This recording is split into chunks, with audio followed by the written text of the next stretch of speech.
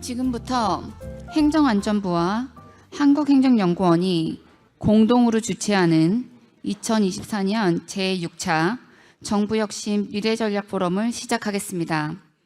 안녕하십니까. 저는 오늘 포럼의 사회를 맡은 한국행정연구원 행정혁신실 연구위원 염지선입니다. 바쁘신 와중에도 오늘 포럼에 참석을 위해 현장에 직접 걸음해 주신 모든 분들과 유튜브를 통해 온라인으로 함께 해주시는 모든 분들께도 깊은 감사를 드립니다. 오늘 포럼은 행안부와 한국행정연구원이 공동으로 주최하는 2024년의 마지막 정부혁신 미래전략 포럼입니다. 그동안 많은 지원과 협력을 아끼지 않으신 행정안전부 관계자분들과 포럼에 참석해 주신 많은 전문가분들께도 깊은 감사의 말씀을 드립니다. 이번 제6차 포럼에서는 공공부문 AI 활용 방안을 주제로 급변하는 기술 환경 속에서 정부가 나아가야 할 혁신적인 방향을 모색하고자 합니다. 그럼 본격적인 순서에 앞서 국민 의례가 있겠습니다. 참석자분들께서는 모두 자리에 일어서셔서 단상에 있는 국기를 향하여 주시기 바랍니다. 국기에 대하여 경례.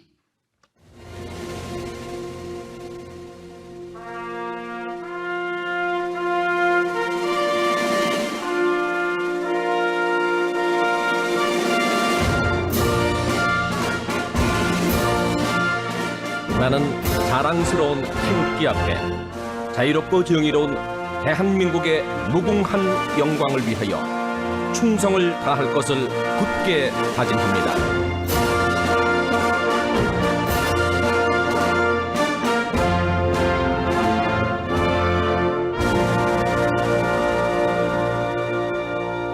바로 애국가 제창은 생략하도록 하겠습니다.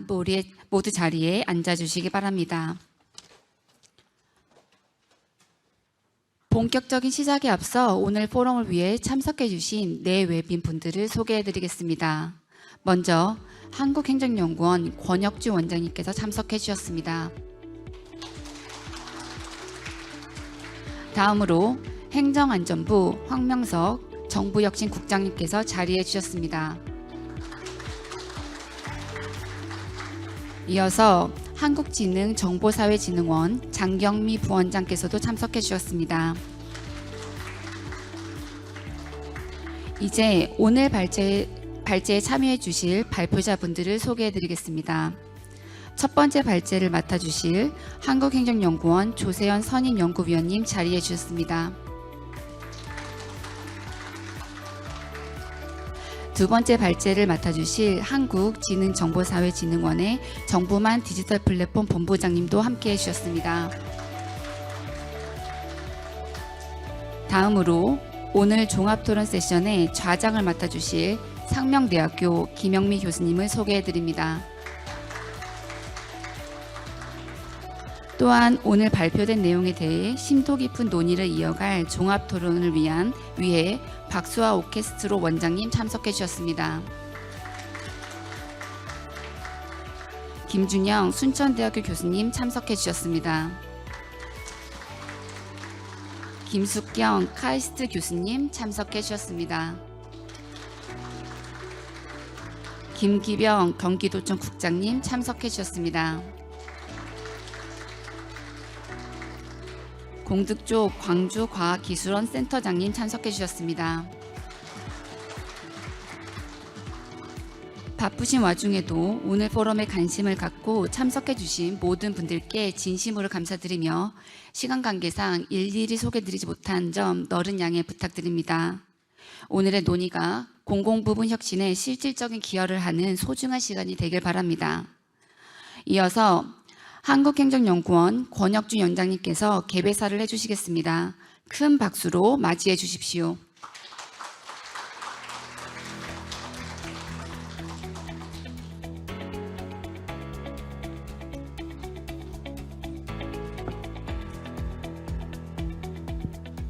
네, 안녕하세요. 한국행정연구원 원장 권혁주입니다. 오늘 우리가 제6차 정부혁신 미래전략 포럼을 한국행정안전부하고 한국행정연구원이 공동으로 주최하게 됐습니다. 그래서 바쁘신데 이렇게 광주까지 왕림해 주셔서 진심으로 감사드립니다.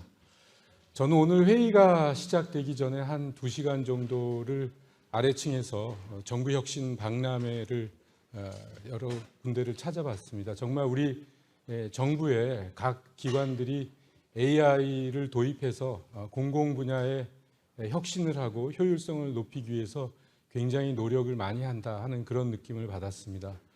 그리고 또 저희 연구하는 사람들도 또 정부에서 정책을 담당하는 공무원들도 이런 현장의 노력들을 잘 이해하고 고민해서 또 국가적인 정책을 만들어야 되지 않나 그런 생각을 해봤습니다.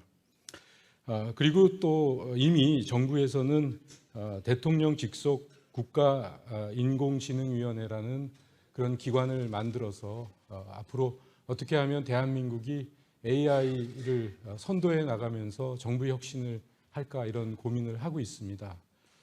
그런 와중에서도 민간에서도 AI 발전을 위해서 많은 노력을 해야 되겠지만 공공 부분이 또 마중물의 역할을 해야 된다고 생각을 합니다. 그러나 이제 공공 부분은 단순히 혁신을 위해서 또 효율성을 위해서만 노력할 수 있는 그런 성격이 아니라 국민들의 권리를 보호하고 또 신뢰성을 갖춰야 되는 그런 과제를 갖고 있습니다. 그래서 오늘 이 자리에서는 그런 공공 부분에 있어서 AI를 혁신을 하되 또 공공의 성격을 어떻게 확보할 수 있는가 이런 고민을 하는 그런 자리가 될 것이라고 생각이 듭니다. 그래서 오늘 행정안전부에서 우리 황명석 국장님도 나오시고 오늘 또 사회를 맡으신 김영미 교수님 이렇게 멀리 또 왕림을 해주셔서 감사드립니다. 그리고 아까 이미 소개의 말씀을 드렸지만은 우리 오케스트로의 박소아 원장님 민간에서 또 공공 부분과 연계해서 굉장히 많은 노력을 하는 것으로 알고 있습니다. 그래서 더 많은 애를 써주시기 바랍니다. 그리고 김숙경 카이스트 교수님, 또 김기병 경기도도청 국장님, 그래서 민간과 공공 부분의 연결을 해주시는 이런 매우 훌륭한 그런 전문가들이 오늘 모이셨습니다. 그래서 좋은 토론을 부탁을 드립니다. 특히 오늘 두 분 발제자 우리 한국지능정보사회진흥원의 정부만 선생님, 또 우리 한국행정연구원의 조세현 연구위원님 그동안 좋은 연구를 많이 해주셨는데 오늘 발표를 해주셔서 매우 유익한 그런 토론이 됐으면 좋을 것 같습니다. 네, 여러분 그러면 좋은 포럼이 되길 기대하면서 이만 인사 마치겠습니다. 감사합니다. 원장님 기회사 감사드립니다. 다음으로 행정안전부 황명석 정부혁신국장님께서 환영사를 해주시겠습니다. 환영의 박수 부탁드립니다.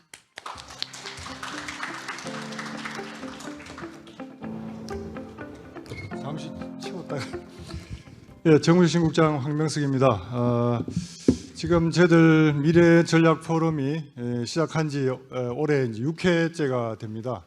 여러 가지 인구 감소 문제부터 시작해서 또 뭐 조직 문화 문제, 청년 정책 문제, 그리고 또 AI까지 오늘 이렇게 6회째 한국행정연구원하고 이제 행정안전부가 같이 했습니다. 그래서 결국 우리나라의 행정을 공공정부 차원에서 우리 행안부가 이 행정에 대해서 또 책임을 지고 있고 또 연구 차원에서는 행정연구원이 하고 있습니다. 그래서 저희들이 같이 호흡을 맞춰서 어떤 난제라든지 우리가 미래 문제라든지 그리고 뭐 이런 것들을 토대로 어떻게 하면은 우리가 좀 제대로 이렇게 해볼 것인가 이런 게 있었고, 그리고 인구 감소 문제를 다루면서 지방행정 체제 개편 이야기도 그때 했었습니다. 그래서 지금 우리 행안부에서 지방행정 체제 개편을 위한 준비도 하고 있고 또 시도 통합이라든지 여러 가지 이슈들이 제기되고 있다고 봅니다. AI 관련해서는 지금 상당히 우리 행안부에서도 많이 준비를 하고 있고요. 우리 행안부의 데이터 국장님이 오늘 오셨는데 아까 제가 소개 빠져서 한번 소개해드리면 우리 배일건 국장님이 오셨는데 한번 인사 한번 하시죠. 예. 예. 우리 행정안전부에서 지금 AI 사업과 관련해서 공공 부문에 어떻게 도입할 것인가. 지난번에 저희들이 지자체하고도 회의를 했었고요. 또 우리 한국행정연구원이나 우리 또 한국지능정보사회진흥원하고 같이 워킹 그룹을 만들어서 또 전문가들이 토론을 많이 했습니다. 그래서 현재까지의 AI 도입 현황을 저희들이 진단을 했고 앞으로 어떻게 해 나갈 것인가 이런 부분을 지금 검토를 하고 있는데 행안부 차원에서는 이제 AI 공통 기반이라고 해서 그 사업을 준비하고 있고 우리 배일건 국장님이 이제 그 사업 총 책임자이십니다. 그리고 우리 니아 또 지능정보사회진흥원에서 같이 하고 계시고요. 어쨌든 오늘 논의하는 것은 이제 우리 전문가들이 오늘 토론하시고 발제하신 분들은 어떻게 보면 우리나라의 가장 전문가들이시고요.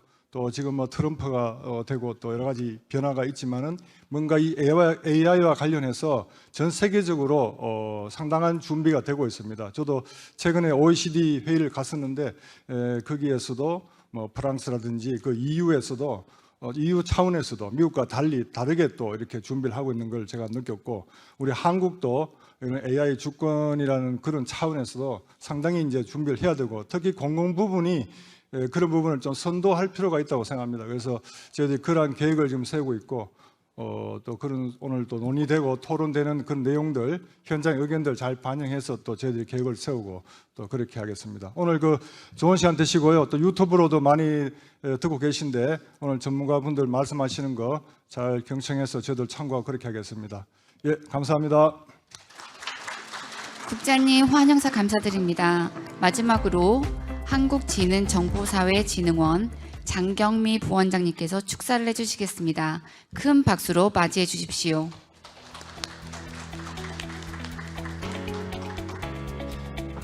네, 좀 전에 소개받은 한국정보사회진흥원 장경미 부원장입니다. 저를 위해 받침대를 준비해 주신 분들께 감사를 드립니다. 이게 없으면 전 보이질 않거든요. 예, 감사합니다. 오늘 이제 이 정부혁신 미래전략 포럼이라는 게 6회째 맞이하는 것으로 알고 있고요. 저는 여기 처음으로 참석을 하는데 오늘 같이 있게 돼서 감사를 드리고요. 오늘 뜻깊은 자리 만들어주신 우리 황명석 국장님 그리고 권혁주 원장님께 감사드리고 오늘 많은 분들 와주시는데요. 다 함께 참석해 주셔서 감사드립니다. 그동안 이제 우리나라는 디지털 정부라는 이름으로 세계 최고 수준을 유지하고 있었고 이제는 디지털 정부라는 이름으로 탈바꿈을 하면서 전환해 나가는 상황에 있습니다. 이제 인공지능이라는 기술이 우리 이제 행정 안으로도 들어오고 민간에서는 더더욱 더 많이 활용이 되고 있는 상태이고 오늘 박람회 1층에서도 많이 보셨겠지만 AI라는 주제로 서비스를 만든 것들도 상당히 많이 있습니다. 그리고 뭐 아까 오전에도 뭐 노코드 같은 걸로 서비스를 만들어 놓은 사례들도 발표가 있었는데 그런 것들이 점점 더 우리 생활 속으로 주변 속으로 침투되고 있다는 생각이 들고 있고요. 그렇기 때문에 여기 모여주신 여러분 모두가 이 변화에 동참해 주셔야 하는 상황이라고 생각을 합니다. 그래서 국민뿐만 아니고 또 학계, 산업계에 계신 모든 분들이 인공지능을 활용을 하면서 전체적으로는 국가 전체의 역량이 강화되고 발전되는 데 쓰일 수 있도록 관심 갖고 힘써 주셨으면 하는 바람입니다. 정부하고 공공에서도 지속적으로 지원을 해드릴 예정이고 저희 NIA 역시 최선을 다해서 맡은 역할을 하겠습니다. 마지막으로 인공지능이라는 이제 혁신적인 변화에 발빠르게 적용을 하면서 우리 국민의 일상이 더욱 편안하게 되고 산업과 민간 시장은 더욱 성장을 하고 우리 정부는 더욱 유연하고 과학적이며 대한민국의 위상이 한층 높아지기를 기원하면서 축사를 마치겠습니다. 감사합니다. 부원장님 축사 감사드립니다. 이것으로 개회사를 마치고 사진 촬영과 장례 정리를 하는 시간을 갖겠습니다. 내외빈 여러분들께서는 사진 촬영을 위해 단상으로 올라와 주시기 바랍니다.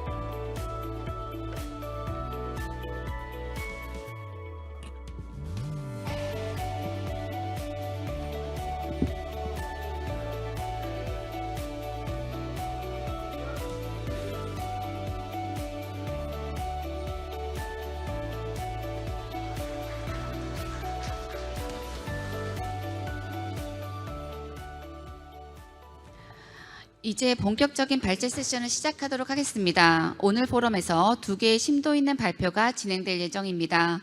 먼저 첫 번째 발표를 맡아주실 한국행정연구원 조세현 선임연구위원님께서는 정부 혁신을 위한 공공부문 AI 도입 추진 사례와 거버넌스라는 주제로 발표해 주시겠습니다. 큰 박수로 맞이해 주시기 바랍니다.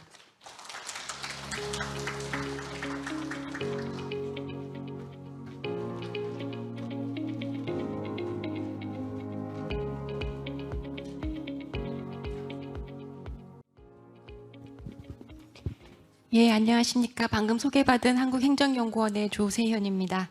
앞서 국장님도 말씀하셨고 원장님께서도 말씀하셨지만 그 전 세계적으로 AI 기술이 국가의 경제와 안보의 경쟁력과 직결된다라는 그런 전망하에 국가의 AI 전환이 가속화되고 있습니다. 이 가운데 주요 AI 선도국들에서는 그 정부가 그 AI 기술의 최대 수요자라는 입장에서 AI 기술을 적극적으로 활용함으로써 AI 기술 생태계를 활성화하고 있고요. 그뿐만이 아니라 더 중요한 것은 AI가 정부 혁신의 가치를 창출한다는 점이라고 할 수 있겠습니다. 그래서 오늘 이 자리를 통해서 AI와 함께 일하는 정부 구현을 위해서 다양한 그 사례들을 소개를 하겠고요. 또 어떠한 시사점이 있는지, 그리고 우리 정부는 AI와 함께 일하는 정부를 구현하기 위해서 어떤 정책 수단들을 활용할 수 있는지에 대해서 발표하도록 하겠습니다.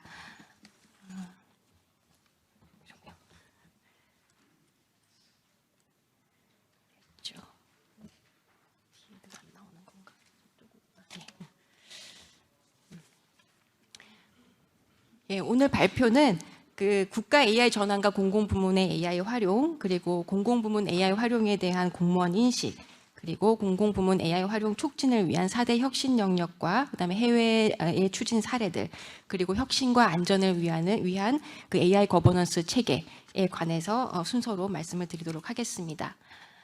우리나라에서도 이제 AI 국가 전환을 위해서 지난 9월에 국가인공지능위원회 출범과 함께 국가 AI 전략 정책 방향이 소개되었습니다. 발표되었습니다. 국가 AI 전환의 전면화의 차원에서 공공부문에서 범정부 AI 역량 강화를 하기 위한 이런 전략들이 지금 수립되고 있는 것으로 확인이 되고, 이를 통해서 2030년까지 공공부문 AI 활용을 95%까지 도입하는 것을 목표로 하고 있습니다. 공공부문에서 AI를 활용을 할 때 우리는 어떠한 그 혁신의 가치를 창출할 수 있는가 생각을 해보면, 자동화를 통한 어떤 그 효율성 제고라든지, 그다음에 AI를 업무 보조의 그 수단으로서 활용함으로써 어떤 의사결정의 정확성이나 신속성을 제고할 수 있을 것이고, 방대한 데이터의 분석을 통한 어떤 예측이라든지 그런 데이터 기반의 어떤 과학적 정책 결정이 가능할 것이라고 예상이 되고 있습니다. 이미 그 딜로이트에서는 그 미국의 그 고용부에서 제시하는 19,000개의 업무에 대해서 업무 특성별 그리고 프로세스별로 적합한 AI 기술을 매칭을 해서 어떠한 그 AI 기술이 가장 최적의 기술이 될 수 있을지를 소개하는 이런 진단을 할 수 있는 이런 도구들을 제안한 바 있습니다. 우리나라에서도 이미 개발되거나 도입돼서 활용되고 있는 AI 기술들이 많이 있습니다. 식별과 분류를 위한 것이라든지 탐지, 예측, 개인화 서비스, 그리고 그 챗봇과 같은 어떤 그 상호작용의 지원, 그리고 의사결정의 최적화를 위한 AI 기술 활용이라든지, 그 추론과 생성들 작용을 위한 다양한 그 AI 기술이 지금 도입되거나 개발되고 있는 와중에 있고요. 요거는 제가 미국의 AI 유스 케이스 인벤토리에 등록된 그 710개의 그 사례들 가운데서 도입과 활용 단계에 대한 데이터가 누락된 사례를 제외를 하고요. 총 396개의 사례의 활용 목적과 개발 단계별로의 어떤 기술 통계를 작성을 해본 것인데, 인지와 분류, 그리고 최적화, 상호작용 지원 관련 사례가 한 69%를 차지하는 것으로 나타났습니다. 그리고 이미 활용 단계에 있는 사례 중에서는 인지, 분류 사례가 한 47% 정도를 차지를 하고 있고요. 개발 착수 단계에 있는 기술 같은 경우는 한 그 최적화 분야가 한 56%를 차지하고 있어서 향후 AI가 정책 수립과 문제 해결에서 활발하게 활용될 것으로 예상이 되고 있습니다. 그러니까 이렇게 AI를 활용하는 그 정부는 기존의 어떤 전통적 관료제와 차이가 나는 그러니까 알고리즘 관료제라고 불리는 이런 형태로 정부를 바꾸어 갈 수 있을 것이라고 생각이 됩니다. 기존의 정부가 어떤 그 절차적인 관점에서 규칙과 어떤 적격성 여부라든지 그런 부분에서의 어떤 그 절차를 강조하면서 서비스를 산출을 했다면 이제는 정책 수요자의 어떤 고유한 어떤 수요에 반응을 해서 맥락을 고려한 그런 서비스 전달이라든지 정책 결정이 AI의 기술의 도움을 받아서 가능하게 됩니다. 이렇게 하기 위해서는 우선은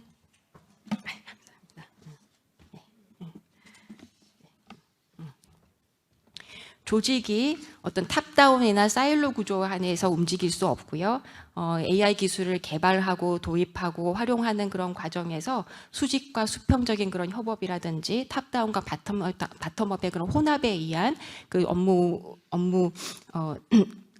업무 수행이 일어나야 되는 상황으로 바뀔 것입니다. 그리고 그 와중에 지식은 어느 개인에게 공무원 개인의 어떤 그런 전문적인 그런 그 지식이 아니라 집단지성, 즉 다수의 지식을 모두 이용할 수 있게 되는 상황이 되어야 될 것이고, 그다음에 이런 지식들이 어떤 저장고 안에서 이렇게 저장고 안에서 딱 머물러 있는 그런 그 지식이 아니라 실시간으로 의사결정에 도움이 되고 검색이 활용 가능한 어떤 그런 기록들이 업무를 수행하고 정책을 결정하는 어떤 도구로 활용이 될 것입니다.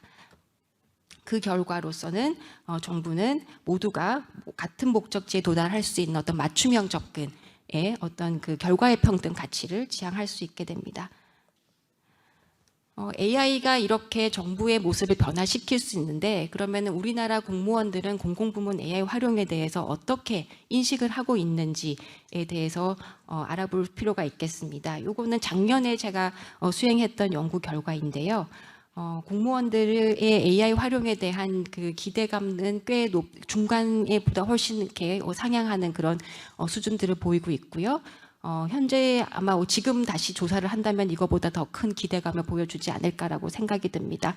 특히 공무원분들은 최적화된 행정 서비스의 제공이라든지 위험 상황에 대한 어떤 효과적인 대응이라든지 또 시간과 비용의 어떤 절약, 정책 결정이나 집행의 품질이 향상되는 이런 부분에 대해서 굉장히 높은 기대를 가지고 있는 것을 알 수 있습니다.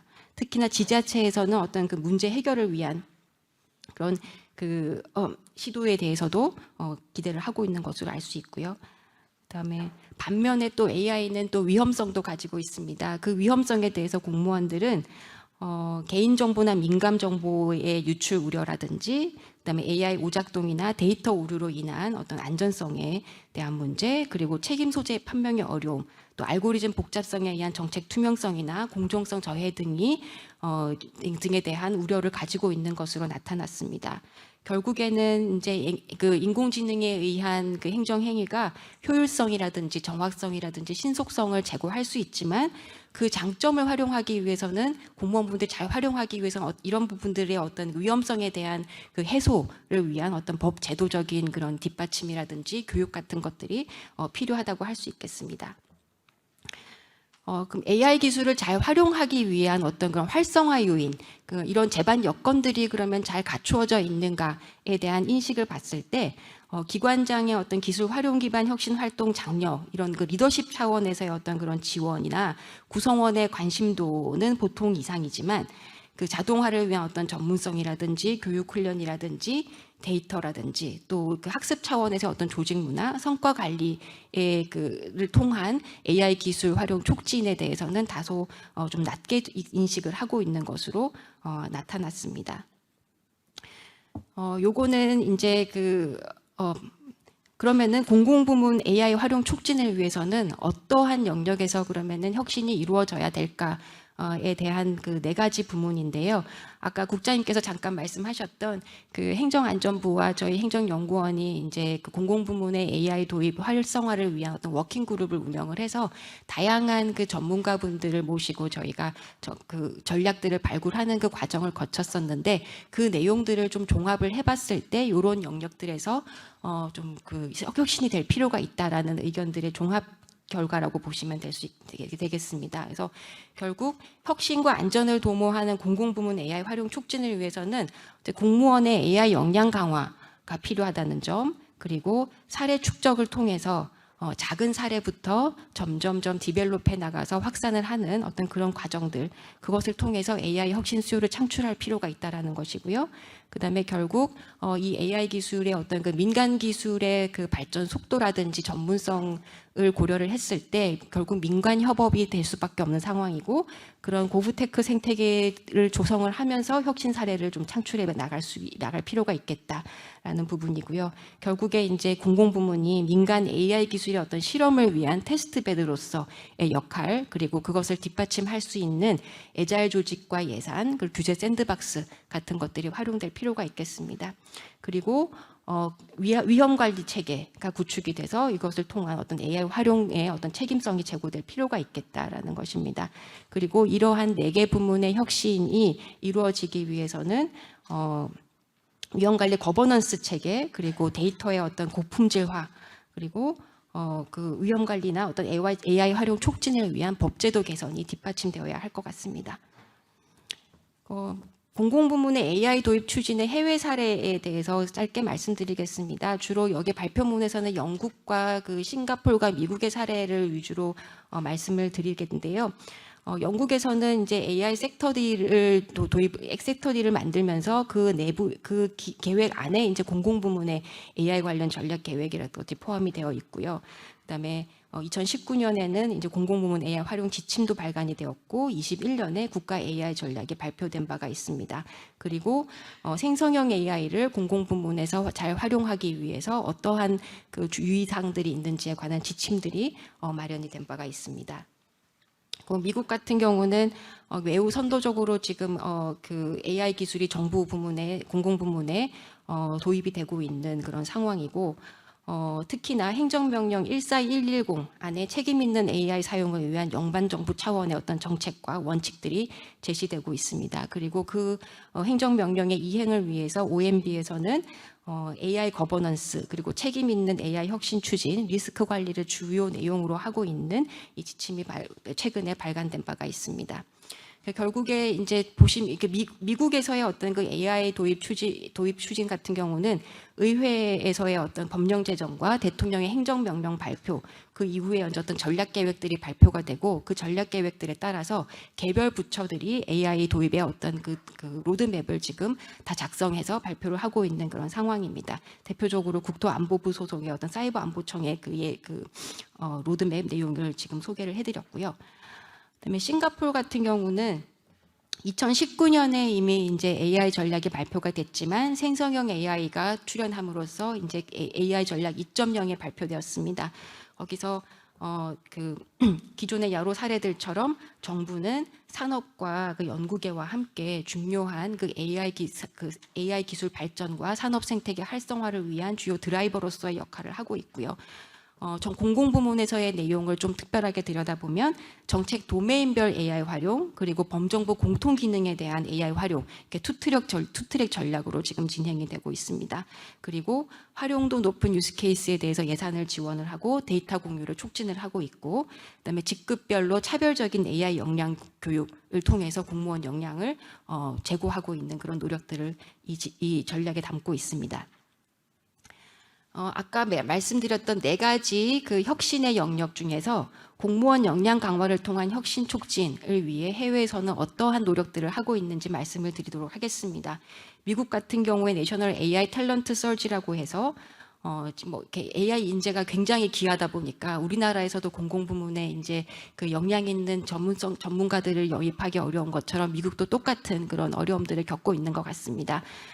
어찌됐든 다양한 방법들을 통해서 채용 경로도 다양화하고, 채용에 있어서의 규제도 완화하고, 임금이나 처우에 있어서도 좀 유연하게 할 수 있는 그런 수단들을 강구를 해서 정부 내에 전문성 있는 AI 인재를 도입하기 위해서 노력들을 하고 있습니다. 그리고 요거는 이제 연방 정부가 공무원들이 AI 기술을 직접 활용해 가지고 문제를 해결할 수 있도록 하는 어떤 그 AI 해커톤이라는 그런 대회입니다. 실제로 이제 AI 도구를 활용함에 있어서 공무원의 역량을 강화하기 위한 가장 그 중요한 교육 방식의 전환이라고 할 수 있겠습니다. 그러니까 그냥 뭐 이렇게 그 온라인으로 교육받는다든지 집체 방식의 그런 교육이 아니라 실제 문제를 해결하는 경험을 통해서 역량을 더욱더 쌓아갈 수 있는 그런 방법이라고 할 수 있겠습니다. 그래서 다양한 그런 그 문제 해결을 위해 공무원이 팀을 이루어 가지고 AI 기반 솔루션을 개발하는 그런 해커톤 계획이라고 해커톤을 개최를 했고요. 실제로 뭐 전국에서 250명 이상이 참가를 해서 다양한 어떤 그런 그 코드 작성이라든지 사용자 경험 개선을 위한 어떤 기능 개발 같은 것들이 이루어졌다고 합니다. 그리고 AI 트레이닝 액트라 그래서 공무원의 역량 강화를 위한 그 법인데 특히나 그 민간 기술을 민간 AI 기술을 정부 부문에 도입을 할 때 어떤 그런 그 공공부문의 그 종사자가 그 공무원이 이 전문성을 가지고 있지 않으면 신뢰성 있고 책임성 있고 안전성 있는 AI 기술을 도입하는데 한계가 발생을 하게 됩니다. 그래서 그런 부분에 있어서 전문성을 위해서 전문성 강화를 위한 역량 강화 조치라고 할 수 있겠습니다. 그리고 요거는 뉴욕의 어떤 그 고브랩이라고 하는 그 일종의 민간 단체인데 거기서 이제 AI 로컬리즘이라는 이런 프로젝트를 진행을 하고 있습니다. 실제로 AI를 활용해서 국민들에게 서비스를 제공을 하고 그런 사례들이 계속적으로 이렇게 만들어지고 있는 곳 그리고 로컬에서 실제로 활용을 할 때 발생할 수 있는 이런 위험들 이게 굉장히 좀 실질적인 그런 문제들이 발생을 하고 할 수 있고 또 효과도 실질적으로 이렇게 창출할 수 있는 곳이 로컬의 단위라고 할 수 있겠습니다. 그런 차원에서 이 AI 로컬리즘 프로젝트라는 것은 리더십 교육이나 시민 리더 양성 같은 이 차원에서 굉장히 중요한 역할들을 할 수 있고 지방 공무원의 역량 강화에도 기여를 할 수 있습니다. 그 영국에는 이제 AI 트레이닝 코스라는 것들이 지금 제공이 되고 있고요. 우리나라의 국가공무원 인재개발원도 이런 프로그램들은 제공을 하고 있는 것 같습니다. 그 싱가포르 같은 경우는 이제 구글과 협력을 해서 이런 그 교육을 실시하고 있다라는 점입니다. 그래서 구글의 교육 프로그램을 공무원이 활용해서 교육을 이렇게 받을 수 있는 그런 사례라고 할 수 있겠고요.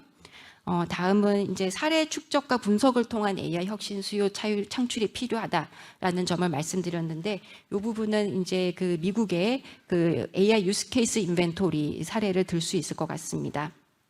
미국의 그 인공지능 발전법에 따라서 연방기관이 안보와 관련되는 부분들을 제외하고는 매년 인공지능 사용 사례에 대한 목록을 작성을 해서 예산관리처장에 보고를 할 수 있도록 정하고 있습니다.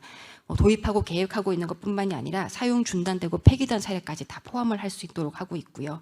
그 다음에 직접 개발이든지 뭐 제3자에 의한 개발이든지 모든 것들을 다 지금 포함하고 또 그 활용 기술, 개발 단계 그리고 소스까지도 공개를 하도록 하고 있습니다. 그러니까 결국에는 이렇게 공개된 자료들을 통해서 다른 기관이라든지 이해관계자가 참여하고 또 학습하고 또 벤치마킹 할 수 있는 그런 기회를 제공한다고 할 수 있겠습니다. 그리고 세 번째로 민관 협업 거부테크 생태계를 통한 공공부문 AI 혁신 사례 창출이 필요하다라는 말씀을 드렸는데 싱가포르 같은 경우에는 AI 트레일블레이저라는 그런 행사 같은 것들을 통해 가지고 기업과 정부기관이 구글 클라우드 도구를 활용해 가지고 생성형 AI 사용 사례를 개발하도록 한 바가 있는데요. 이렇게 함으로 해가지고 실제로 이제 그 민관학이 협력해서 AI를 활용하는 그런 어떤 그 실험적인 그런 공간을 제공하기도 하고요. 또 기업의 입장에서는 이렇게 활용을 했을 때 우리가 얼마 정도의 더 이익을 볼 수가 있고 더 추가적으로 투자를 할지 말지 이런 의사결정을 하는 데 도움을 주는 그런 계기가 됐다고 할 수 있겠습니다. 그리고 AI 웬즈데이라고 해가지고 실제로 인공지능의 어떤 그런 최신 발전 트렌드라든지 또 어떤 분야에서 응용이 되고 있는지 이런 것들에 대해서 서로 상호 정보를 공유하고 또 이런 문제가 있는데 이런 건 어떻게 해결하지라고 하면서 서로 도움을 주고받는 이런 것들이 매주 수요일에 이렇게 열리는 그런 커뮤니티 모임이라고 할 수 있겠습니다. 실제로 이런 그 사례는 이제 공무원분들 중에서도 굉장히 그 기술의 역량이 이렇게 높으신 분들이 계시잖아요. 그러니까 외부에서 직접 영임을 못하면 내부적으로라도 굉장히 역량 있는 공무원이 필요한데 이런 뭐 싱가포르 같은 경우는 그 파워 유저라는 말을 쓰더라고요. 뭐 데이터 챔피언 이런 말들을 쓰는데, 그러니까 이런 분들이 실제로 민간의 전문가들 그리고 타 부처에 있는 이런 그 파워 파워 유저, 그 데이터 챔피언, AI 챔피언 같은 사람들과 교류할 수 있는 그런 기회를 제공을 하면서 서로 문제를 해결하는 역량도 강화할 수 있는 그런 그 일종의 그 이벤트 같은 것이라고 할 수 있겠습니다. 그리고 영국에서는 이제 고프테크 카탈리스트 프로그램이라 그래가지고 이제 일종의 공모 사업이라고 할 수 있겠는데요. 그러니까 중앙 정부나 그 지방자치단체 그리고 공공부문 기관 그리고 그 공급자로서의 어떤 기업과 그 아카데미아에서 같이 협력을 해가지고 이제 참여해서 이제 예산을 지원받고 거기서 이제 효과가 검증이 되면은 또 이제 정부가 그 솔루션을 도입을 하는 그런 방식으로 운영이 됨으로 해가지고 공공 문제 해결에 민관 산학이 협력하면서 동시에 민간의 생태계도 활성화할 수 있는 그런 프로그램이라고 할 수 있겠습니다. 그리고 요 사례는 이제 영국의 사례인데요. 인큐베이터 for AI입니다. 요거는 이제 외부에 의존하지 않고 내부적으로 전문성을 가진 분들이 정부 내부에 다 모여가지고 AI 도구를 필요로 하고 있는 곳에 개발을 해주고 있는 그런 근데 이제 그 내각부 안에다가 이제 과학혁신기술부 안에 요런 팀을 두어가지고 굉장히 애자일하게 움직일 수 있는 그런 조직입니다. 그래서 실제로 이제 기능을 개선한다든지 그 서비스를 개발하기 위한 어떤 프로토타입을 개발을 해가지고 부서에 나눠주는 그런 형태로 운영이 되고 있고 또 그 코드를 오픈 소스로 제공하고 있는 이런 사례라고 할 수 있겠습니다. 실제로 이제 23년 12월에 만들어진 이후에 굉장히 많은 어떤 그 프로젝트를 기획하고 테스트하고 있고요. 뭐 실제로 이제 지역 주민의 서비스에 대응하기 위한 어떤 그런 프로토타입이라든지 또 상호작용의 어떤 그런 지원을 하기 위한 AI 프로그램들이 만들어져서 테스트되고 활용되는 그런 사례입니다. 그리고 이제 마지막으로 위험관리 체계 구축을 통한 AI 활용 책임성 제고가 필요한데 요것과 관련된 어떤 해외 사례는 뭐 잘 아시는 미국의 그 AI 리스크 매니지먼트 프레임워크라고 해서 이것이 이제 어떤 AI 시스템의 신뢰성과 안전성을 확보하기 위한 그 대표적인 국제 표준으로 이제 자리매김을 하고 있고요. 그리고 아까 잠깐 말씀드렸던 그 OMB가 만든 그 지침입니다. 그래서 거버넌스와 혁신 그리고 위험 관리를 위한 연방 정부에서 AI를 활용함에 있어서 어떤 그것들이 지켜져야 하는지에 관한 지침이라고 할 수 있겠는데요. 최고 AI 책임자를 두도록 하고 있습니다. 개별 부처에 다 두도록 하고 있고 내부적으로 그 CAIU를 중심으로 해가지고 어떤 그 AI 혁신과 동시에 리스크 관리를 함께 책임질 수 있도록 하는 그런 직책을 마련을 하도록 했고요. 또 책임 있는 AI 혁신 추진을 위해서 어떤 인력의 어떤 전문성을 전문성을 확보하고 그런 인력들을 유치하는 그런 내용들 그리고 어떤 코드와 모델의 어떤 공유라든지 이렇게 다양한 이런 내용들을 개별 그 연방 기관에게 요구를 하고 있습니다. 그리고 리스크 관리와 관련해 가지고서도 중요한 어떤 그런 그 안전에 영향을 미친다든지 권리에 영향을 미치는 고위험 AI에 대해서는 AI 영향 평가를 실시하도록 하고 AI 기술이 계속 이렇게 발전하다 보니까 그 모델이 바뀔 때마다도 계속 지속적으로 모니터링을 할 수 있도록 하도록 그렇게 지침을 정하고 있습니다. 그리고 또 위험 관리와 관련해 가지고서는 이제 공공부문 AI 조달 가이드라인으로서 이제 벌써 이제 영국에서는 이런 그 AI 시스템의 조달의 어떤 그 착수 전에 뭐 데이터 평가를 수행을 한다든지 AI 시스템의 이점과 위험은 어떤 것들이 있는지 평가를 하게 한다든지 그리고 설명이나 해석이 가능한 어떤 알고리즘을 장려한다든지 다양한 내용들을 포함하고 있는 조달 가이드라인을 발표한 바가 있습니다.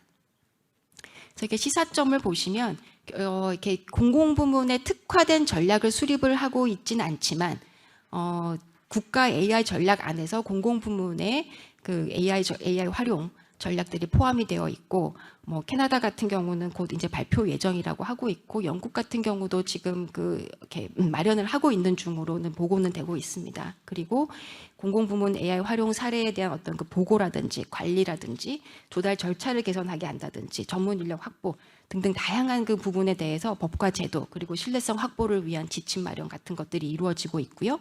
또 AI 혁신을 위한 어떤 연구개발 지원이라든지 안전을 위한 연구소 설립 같은 것들이 이루어지고 있습니다. 그리고 민관 협업에 의한 AI 개발 그리고 시범과 응용 사례가 축적이 되고 있는 부분, 그 공무원의 전문성 제고를 위한 다양한 노력들이 이루어지고 있고, 또 정부 내의 기술 지원을 위한 아까 AI 인큐베이터 같은 그런 애자일 조직들이 운영되고 있습니다.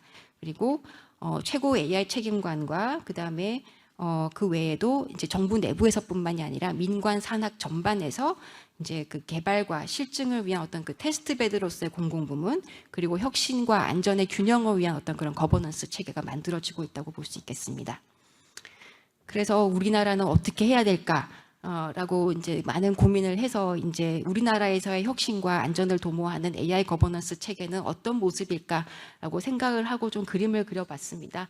국가인공지능위원회가 이미 만들어졌고 디지털 플랫폼 정보위원회도 구성이 돼서 이제 AI의 어떤 도입과 활용의 활성화를 위한 많은 노력들이 진행이 되고 있고요.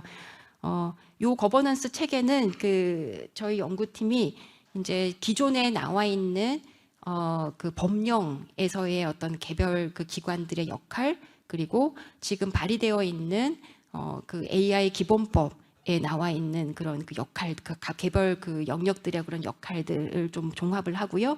그 다음에 저희가 워킹그룹 운영을 통해서 다양한 전문가분들이 주셨던 그런 의견들을 좀 정리를 해서 이제 어떤 거버넌스 체계를 가져가고, 또 행정안전부는 공공부문 AI 도입과 활용을 위해서 어떤 역할을 해야 될지, 그리고 이런 역할들이 혁신을 위한 역할들은 어떤 것들이 있고, 또 그 안전과 책임, 그러니까 신뢰성을 위한 역할들은 어떤 것들이 있는지를 제가 조금 색깔로 구분을 해서 이렇게 표현을 했고요.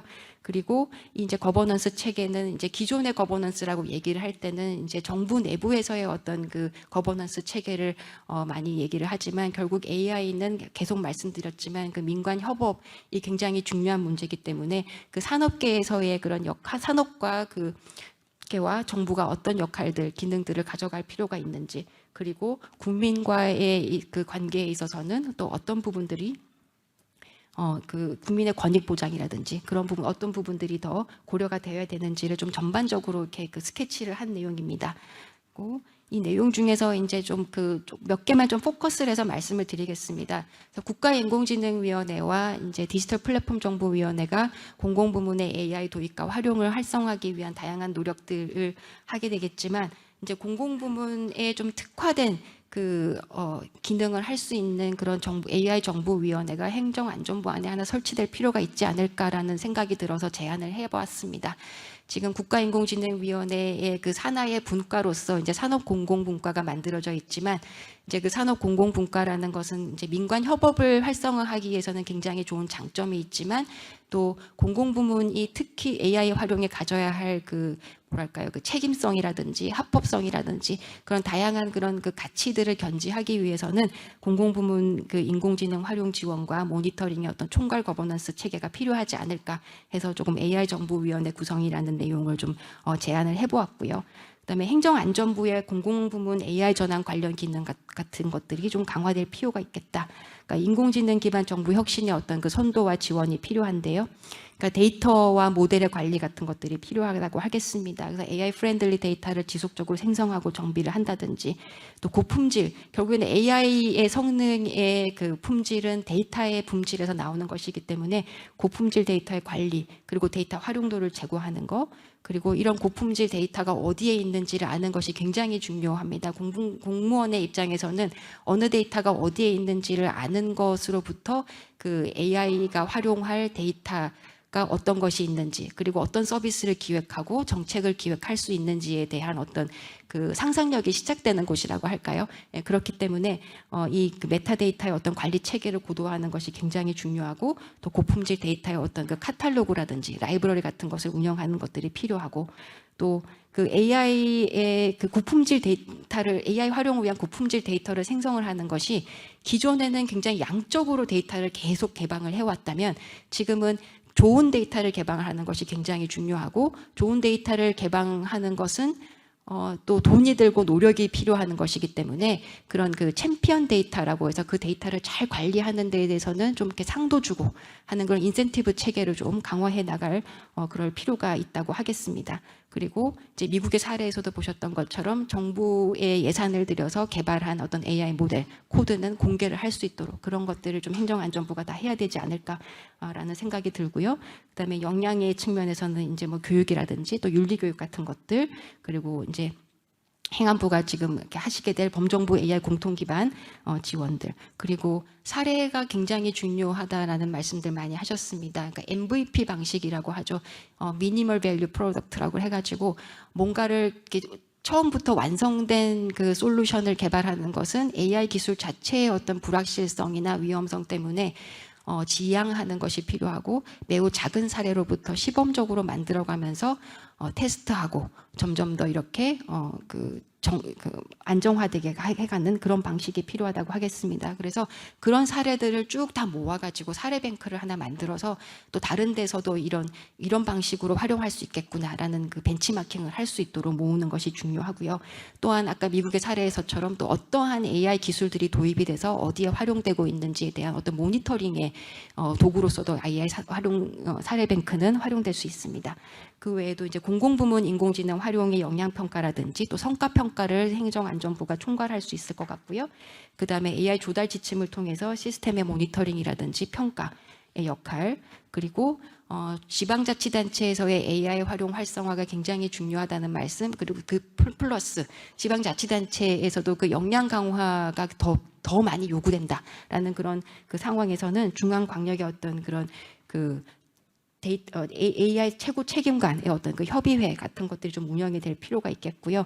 지금도 이제 그 지능정보화 그 기본법 안에는 이제 지능정보화 책임관이 있는데, 지금은 뭐 데이터 기반 행정 책임관이라든지 정보화 책임관을 좀 이렇게 그 겸직해서 운영을 하고 있고, 또 권한이 그렇게 많이 주어져 있지 않기 때문에 그런 부분들을 좀 이렇게 그 권한을 좀 더 격상시킬 필요가 있다라는 말씀드리겠습니다. 그리고 그런 AI 그 CAIO들이 좀 같이 모여서 이렇게 협의회를 운영을 하고 또 사례들에 대해서도 서로 이렇게 그 공유를 하는 그런 형태로 운영이 되면 좋을 것 같고요.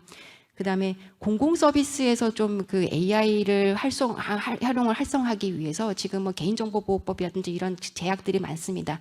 이걸 규제 샌드박스를 통해서 좀 이렇게 해소할 수 있는, 그걸 통해 실험할 수 있는 그런 장이 마련될 필요가 있는데, 행정안전부가 그 부분 민원 같은 것도 가지고 계시니까 좀 적극적으로 발굴할 필요가 있겠고, 또 애자일 조직 체계의 운영의 지원이라든지, 그 단순 반복 업무가 이제 AI를 통해 대체가 되면 그 이후에 좀 인력을 어떻게 잘 효율적으로 활용할 것인지에 대한 관리 방안도 마련할 필요가 있겠습니다.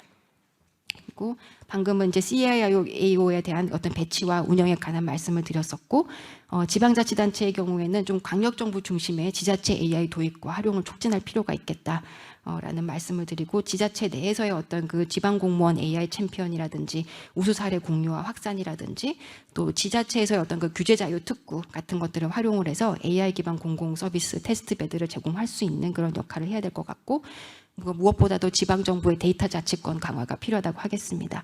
그리고 기술과 정책 지원이 필요합니다. 아까도 보셨다시피 이제 내부적으로도 전문적인 조직을 둬서 지원을 하고 있는 그런 형태들을 이렇게 볼 수가 있었는데, 이제 법상으로는 지금 발의된 법상으로 국가인공지능센터가 만들어질 것이라고 되어 있는데요.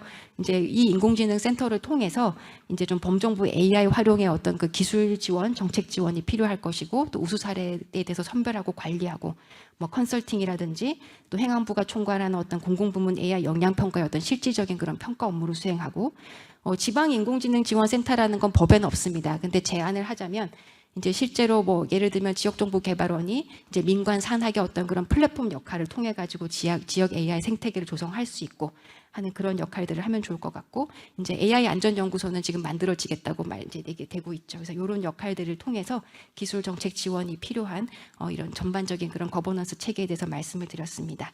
네, 그래서 이상으로 발표를 마치도록 하겠습니다. 감사합니다.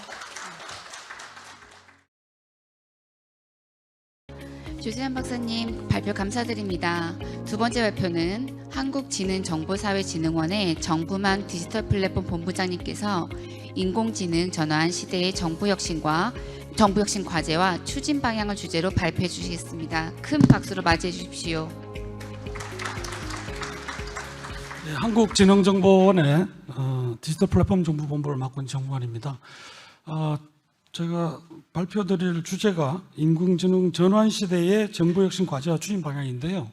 제가 뭐 완성된 정책 방향을 설명드리려는 건 아니고, 이제 이후에 아마 김영미 교수님께서 아주 심도 깊은 토론을 해주실 거기 때문에 토론을 할 때 좀 이런 부분을 좀 같이 논의를 해주시면 좋겠다 하는 차원하고요. 또 다른 차원에서는 이제 결국은 행정안전부 디풀정위원회에서 이제 정책을 결국은 이제 완성을 시키실 텐데 그때 뭐 모든 걸 다 하자고 할 수는 없을 테거든요. 그래서 선택과 집중을 하면서 어떤 과제에 좀 더 노력과 에너지를 쏟으면 좋을까? 그걸 한번 우리가 고민해 보자는 취지에서 말씀을 드리겠습니다. 뭐 인공지능은 사실 뭐 단박에 된 게 아니고 한 70여 년 전에 시작이 됐고 사실 제대로 될 듯 말 듯 될 듯 말 듯 하다가 결국은 2000년대에 이 딥러닝 기술이 굉장히 발전하면서 결국 2022년 11월에 챗GPT 사상 유례없는 관심을 모으고 있는 챗GPT가 개발되면서 본격적으로 우리 시대 화두가 됐죠. 제가 뭐 사실 연예계 쪽은 잘 모르는데 최근에 젊은 분들하고 많이 얘기를 하다 보니까 저 깜짝 놀랐습니다. 제가 아는 수준은 BTS나 뉴진스 정도인데 요즘 젊은 저희 직원들하고 얘기해 보니까 이제 이건 기본이고 AI를 수단으로 해서 작사, 작곡하는 AI 도울이 많이 있고요. 다음 그 차원을 또 뛰어넘어서 플레이브라고 하는 이제 뭐 여러 그룹이 있는데 대표적인 플레이브라는 그룹, 이 그룹은 완전히 가상의 아이돌이더라고요. 예를 들면 콘서트에 가면 돈 내고 콘서트에 가면 콘서트에 가수가 없어요. 그 가수는 어디 있느냐?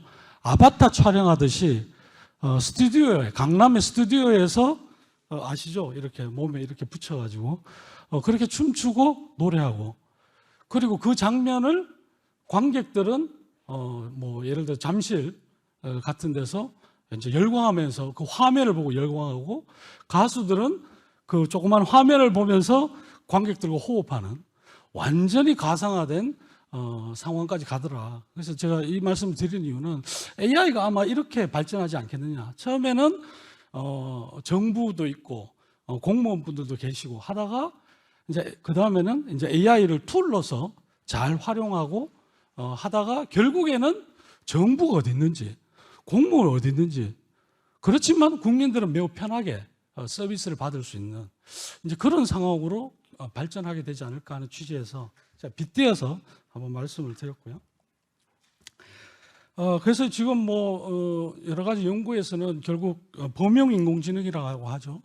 이게 5년 내에 도래할 거다라고 얘기하고 있고, 뭐 디지털 플랫폼 정부는 뭐고, 뭐 AI 정부는 뭐냐, 뭐 이런 논의들이 충분히 일어날 수 있는데요. 저는 디지털 플랫폼 정부가 당초부터 AI를 어떻게 잘 활용할 수 있을까, 정부 플랫폼에. 거기서부터 고민이 시작돼서 나온 게 디지털 플랫폼 정부고, 앞으로 이 AI 활용과 관련된 내용들이 더 비중과 폭과 깊이가 늘어나지 않겠느냐 하는 그런 생각을 해봅니다. 그래서 대통령께서도 23년 1월에 행안부가 이 부분, 특히 정부와 공공부문에서 AI 활용과 확산을 좀 잘 이끌어달라 이런 말씀을 강조하신 바가 있습니다. 그래서 시간 관계상 좀 요약해서 말씀드려야 될 것 같네요. 뭐 여러 가지 사례들이 있는데요. 미국 같은 경우는 트렌드를 한번 보면 게임 체인저라고 해서 주로 국방이나 나사 같은 데서 이 AI를 통해서 반복 업무를 줄이는 쪽에 많이 이용하고 있고요. 그다음에 애저 정부 클라우드라고 하죠. 이 애저 정부 클라우드에다가 오픈 AI를 도입해서 실제로 업무에 사용하고 있고요. 싱가포르는 보니까 그 페어라고 해서 주로 그 공무원용 지원 서비스, 뭐 문서를 손쉽게 작성하게 해준다거나, 뭐 우리로 치면 보도자료를 잘 작성해 준다거나 그런 사례들이 있고요. 이집트 같은 경우가 조금 특이하긴 한데 하피즈라는 모델을 통해서 기업 지원 정보에서 효율적인 정보 탐색을 하도록 해서 기업들에게 가장 효과적인 그런 최적화된 기업 정보를 제공해 주는 그런 노력을 하고 있고요. 국내는 지금 지자체마다 굉장히 많이 하고 있습니다. 많이 하고 있는데 이걸 어떻게 하면 좀 한 틀에 담아서 시행착오도 줄이고 또 예산의 비효율도 좀 줄일까 해서 우리 행안부에서 초거대 AI 공통 기반 사업도 기획해서 내년부터 본격 추진할 예정인데요. 어쨌든 그 주로 특허 심사 업무에 AI를 활용한다든지 아니면 청년 농업인에게 특화된 어떤 전문 지식을 AI로 서비스한다든지 이 장애인 소통인데요. 이 부분도 사실은 굉장히 눈여겨볼 대목인 것 같습니다. 이 포용적 관점에서 멀티모달 AI 모델을 활용해서 실제로 장애인들이 불편함이 없도록 도와주는 그런 서비스들도 지금 시작되고 있습니다. 그래서 한번 종합적으로 보니까 결국은 이 공공부문의 어떤 그 비서 역할, 지원 역할을 하는 방향으로 많이 이용되고 있고요. 또 시민을 도와주는 시민 뭐 도움이라고 할까요? 그런 AI 역할이 강조되고 있고 특히 우리 주변의 사회 현안을 해결하는데 AI가 많이 활용되고 있다라 하는 말씀을 드리고 싶습니다. 이제 결국 이제 정책을 만들 때 이제 저희들이 고민해 보니까 영국 같은 경우는 주로 전문 전담 조직과 중앙 집중식 계획을 굉장히 강조하더라고요. 그런데 저는 이게 굉장히 설득력 있다고 생각하는 게 한국의 디지털 정부가 왜 성공했냐, 전자정부 왜 성공했냐 세 가지 요인을 꼽으라면 첫째가 법을 잘 만든 거. 그 기가 막히게 뭘 시작할 때 법을 딱 만들어 놓고 시작하니까 여야가 바뀌더라도 어쨌든 일관성 있게 정책과 사업이 진행되더라는 거죠. 다음 두 번째는 강력한 리더십이 굉장히 중요한 역할을 하더라. 마지막으로는 시행착오가 좀 있더라도 빨리 적용해보는 그런 과감한 적용과 도입. 이 세 가지가 한국의 전자정부와 디지털 정부를 성공시킨 저는 큰 요인이라고 생각하기 때문에 이 공공부문이나 정부의 AI 도입 활용도 그런 우리의 성공 요인을 잘 이렇게 개선 발전시키면 좋지 않을까 하는 생각입니다. 특히 맥킨지 같은 경우는 굉장히 유의미한 제안을 했더라고요. 우리가 이제 이 실제로 정책 보고서를 작성한다고 했을 때 뭐 이런 요소들은 한번 눈여겨보면 좋겠다는 생각을 했습니다. 먼저 로드맵을 꼭 만들어라. 우선순위를 가릴 수 있도록. 다음에 거버넌스 체계를 잘 마련해라. 그리고 기술과 데이터가 어느 정도 준비되어 있는지 잘 체크해봐라. 그리고 인적 역량이 어느 정도 수준이고 어떻게 발전해야 되어갈지를 유념해라. 마지막으로는 무작정 뭐 아무리 좋은 기술을 도입한다고 해도 정부 운영의 프로세스가 좀 바뀌고 다시 커스터마이징 돼야 될 필요가 있는 거거든요. 그래서 정부 프로세스 이노베이션의 관점에서 이 AI 도입을 고민해 봐야 된다. 뭐 제가 봐서는 뭐 어떻게 보면은 평이한 이야기 같지만 굉장히 귀담아 들어볼 항목들이 있는 것 같습니다. BCG의 내용은 참고해 보시면 좋을 것 같고요. 그래서 그럼 앞으로 정부나 공공부문 AI 도입을 하려면 뭘 고민해야 되냐? 제가 봐서는 이제 첫째는 결국은 데이터의 문제인 것 같아요. 데이터를 어떻게 쓸만한 데이터를 잘 체계적으로 관리하고 활용하게 할 거냐. 다음 두 번째는 사실 뭐 저희들이 원천 기술을 개발하고 발전시키는 한계가 있지 않겠습니까? 그러면 저희들이 할 일은 이걸 남들보다 좀 더 빨리 서비스화 시켜서 정부나 공공부문에 도입하게 해주고 민간이 또 여기서 새로운 아이디어나 새로운 서비스를 만들게 해주는 게 중요할 것 같다는 생각이고요. 그다음에 좀 전에 말씀드린 것처럼 이 업무 프로세스에 대한 최적화, 효율화, 자동화 여기에 좀 주목을 해야 될 것 같습니다. 그리고 역시 이 강력한 리더십과 팔로우십을 만들기 위한 거버넌스 체계 중요할 것 같고요. 그다음에 인사 관리도 그에 맞게 획기적으로 좀 바뀌어야 될 것 같습니다. 고전적인 전통적인 인사 관리 방식으로는 사실 AI를 본격적으로 도입하기는 한계가 있겠다. 그래서 예를 들어서 AI를 가지고 줄일 수 있는 부분에 공무원분들을 뭐 이렇게 줄이는 게 아니고 그걸 효율적으로 재배치한다든지 그런 재배치하는 거를 하나의 제도로서 잘 만들어서 운영할 필요가 있을 것 같습니다. 마지막으로는 과연 정부에 이 AI 도입할 때 오류가 발생하면 어떡하냐, 실수가 발생하면 어떡하냐. 저는 우리가 그 정도 공감대가 있어야 된다 생각합니다. 오류나 실수가 좀 있을 수도 있다. 다만 이걸 우리가 적절하게 규제하고 조절해서 잘 쓰면 쓸수록 그 오류의 정도와 실수의 정도가 줄어들 거다. 이런 국민적 공감대를 우리가 같이 만들어가면서 노력해야 되지 않을까 하는 생각을 합니다. 그래서 이제 저희들이 만약에 이 정부 혁신의 관점에서 공공부문 AI 도입 확산을 하는 방안을 만든다고 생각하면 뭐 이런 항목들에 좀 집중이 됐으면 좋겠다. 크게 네 파트인데요. 하나는 그 국민 서비스 혁신의 관점에서 보면 국가 데이터 인프라 구축이 좀 기반이 됐으면 좋겠고요. 그다음에 초개인화된 AI 서비스가 많이 발굴됐으면 좋겠고, 이때 포용적 서비스가 많이 개발이 돼서 AI 도입 활용의 초창기부터 좀 취약계층이나 소외받는 분들의 혜택이 좀 많아졌으면 좋겠다. 그리고 역시 신뢰성 문제입니다.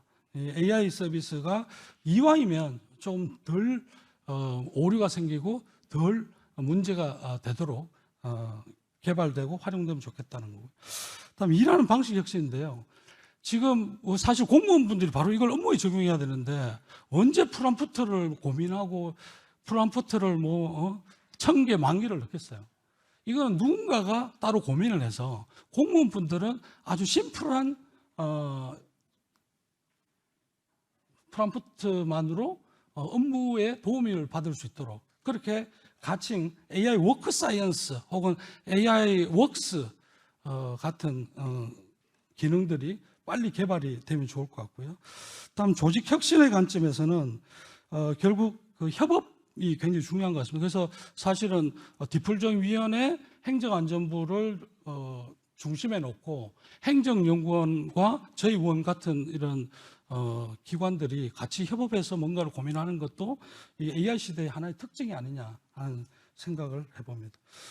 그리고 결국은 이제 그 유연하고 애자일한 행정 조직 혹은 뭐 인사 관리 이걸 어떻게 만들 거냐가 굉장히 중요한 성공 요인 중에 하나일 것 같습니다. 마지막으로 법입니다. 이 법적 근거를 탄탄하게 해야지만 특히 우리나라 같은 정치 환경에서 AI가 잘 활용되고 도입되는데 중요한 하나의 그 기반 역할을 하지 않겠느냐 하는 말씀을 드리고 싶습니다. 그래서 제가 뭐 주제 넘게 답을 드리거나 대안을 제시하려는 목적은 아니고요. 이제 뒤에 있을 토론에서 이런 아이템들, 이런 과제들에 대해서 좀 많은 지혜가 담겨졌으면 좋겠다 하는 관점에서 짧게 발표드리겠습니다. 감사합니다. 발제를 해주신 정포원 본부장님께 감사드립니다. 이어서 발제에 대한 종합토론 시간을 진행하는 시간을 갖겠습니다. 이에 앞서 5분 정도 장내 정비를 하며 자리를 정리하는 시간을 갖도록 하겠습니다.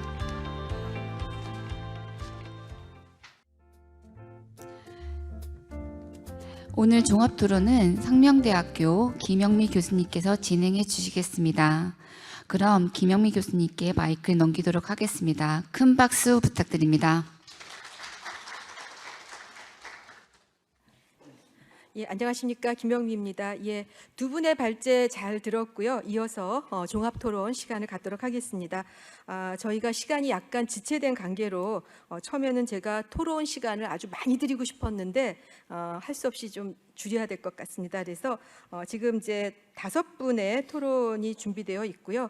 한 분당 한 6분 정도로 좀 그 진행을 해주시기를 간곡하게 부탁드립니다.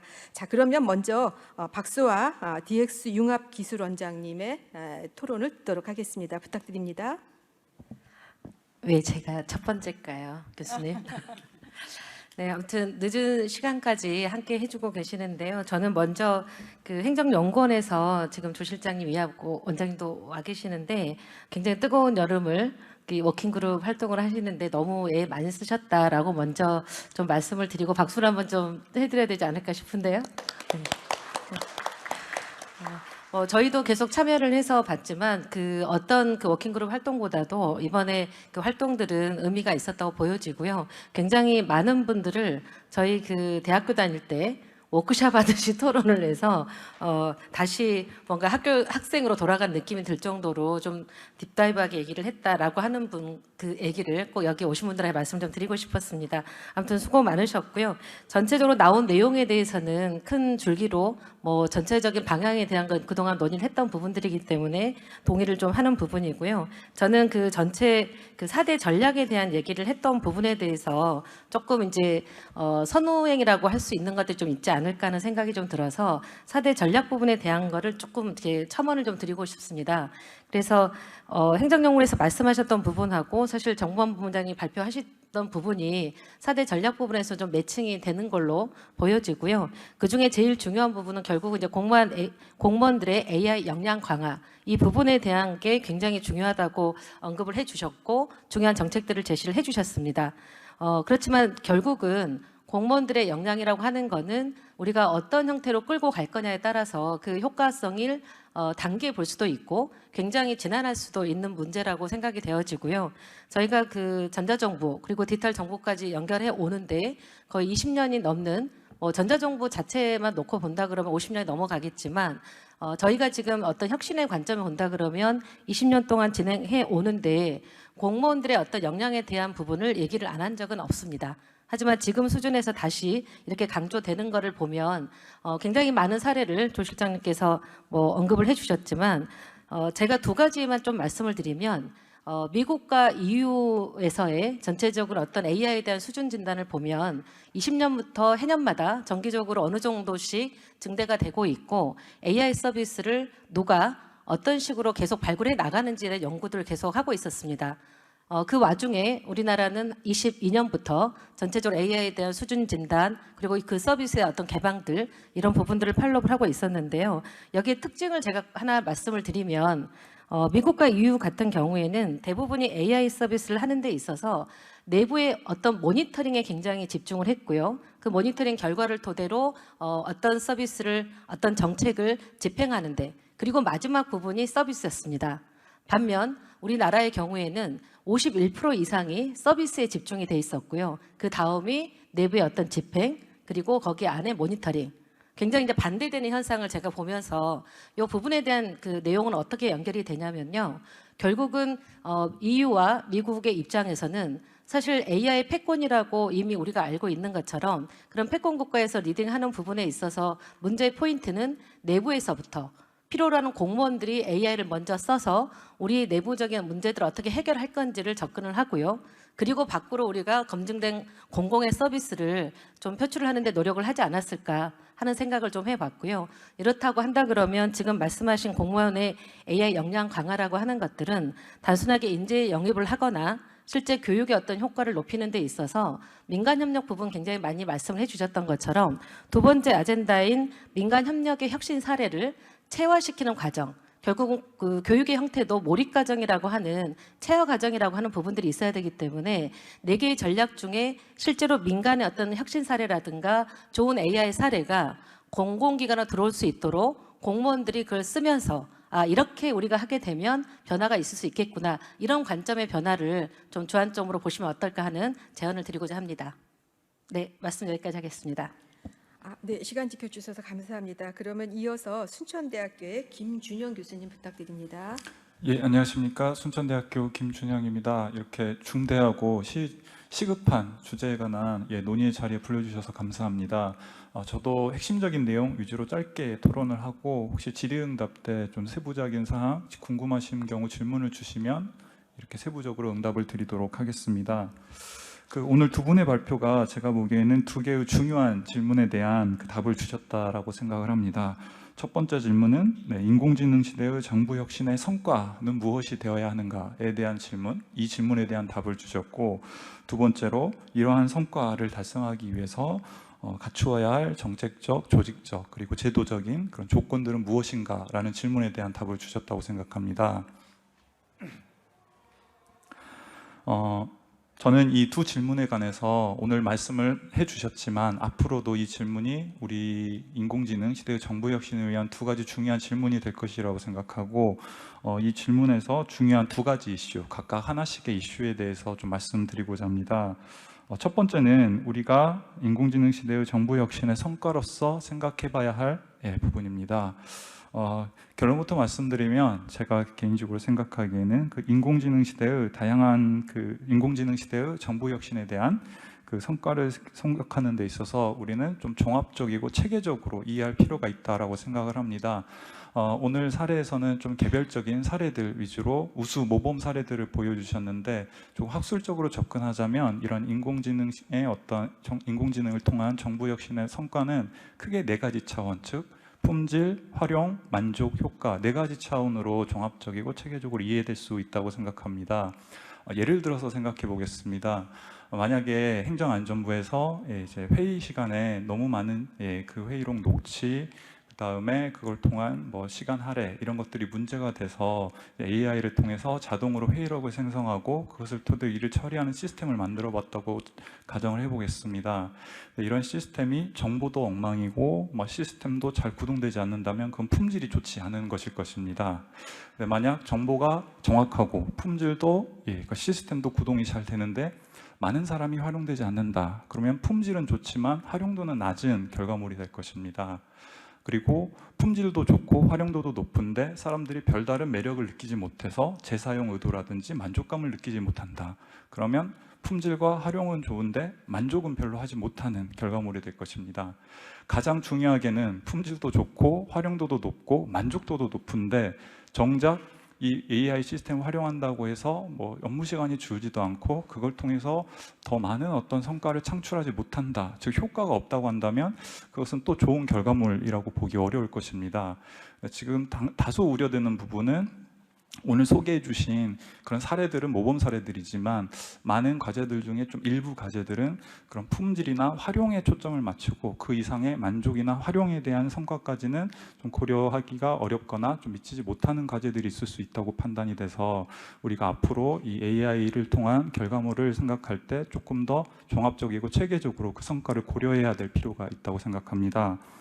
두 번째는 아까 말씀드렸던 정책적, 조직적, 제도적 조건에 관한 부분인데 이것은 저는 거시적인 차원, 미시적인 차원으로 말씀드리고 싶습니다. 거시적인 차원에서는 저는 균형이 중요하다고 생각합니다.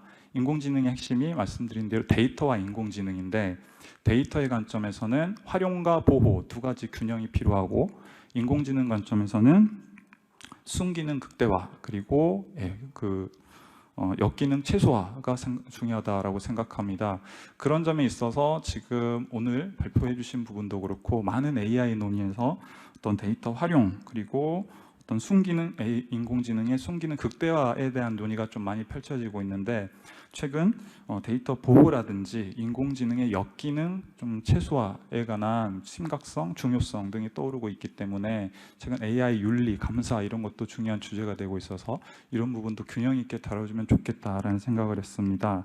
두 번째로 좀 미시적으로 살펴보면 저는 당연히 개별 개인, 집단, 기관, 국가와 같은 전 학술적으로 행위자라는 표현을 쓰는데 그런 행위자의 의지와 역량이 당연히 중요하고 더 중요하게는 개인의 그런 개별 행위자의 의지와 능력만으로 될 수 있는 건 많지 않기 때문에 각 행위자의 협력을 통한 그 연계, 조정, 협력을 통한 어떤 결과물 창출이 중요하다고 생각을 하는데 아까 그런 점에서 조세현 박사님께서 보여주셨던 그 정부 조직도에 관한 그림이 굉장히 중요하다고 생각하는데 거기에는 사실 연결들은 그림상의 이상적인 연결이고 현실적으로는 그 각 조직에서 저는 지식 중개자라는 표현을 좋아하는데 그 AI와 관련된 지식을 본인도 잘 알고 다른 어떤 공공 민간에 전달해주고 또 반대로 다른 공공 민간 부분에 있는 정보를 잘 흡수할 수 있는 그래서 서로 윈윈할 수 있는 그런 어떤 능력을 가진 지식 중개자로서의 개인, 기관, 조직,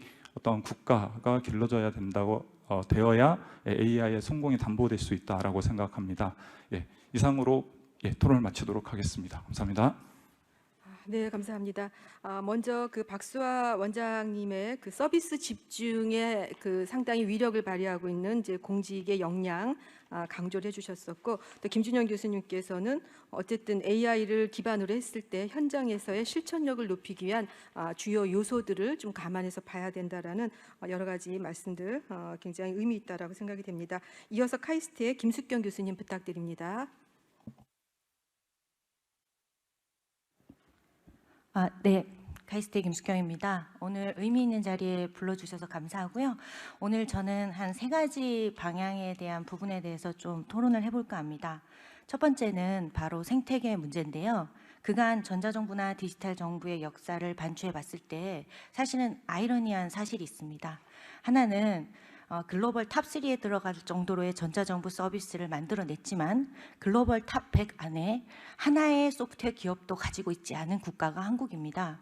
이건 왜 이럴까? 이런 부분들에 대해서 사실은 굉장히 의문점이 들 수밖에 없는 겁니다. 그래서 특히 AI는 많은 분들께서 강조하고 있지만 사실은 국가의 경쟁력과 직결되는 분야이기도 합니다. 그랬을 때 정부 부문의 역할이 엄청나게 중요하지만 그 역할에 있어서 이번에는 전자정부나 디지털 정부에 우리가 성공과 어찌 보면은 또 후면에 있는 어찌 보면 실패라고 할 수 있는 생태계 조성에서의 아픔을 이번에는 좀 같이 성장할 수 있는 기반을 만들어내야 된다라고 생각이 듭니다.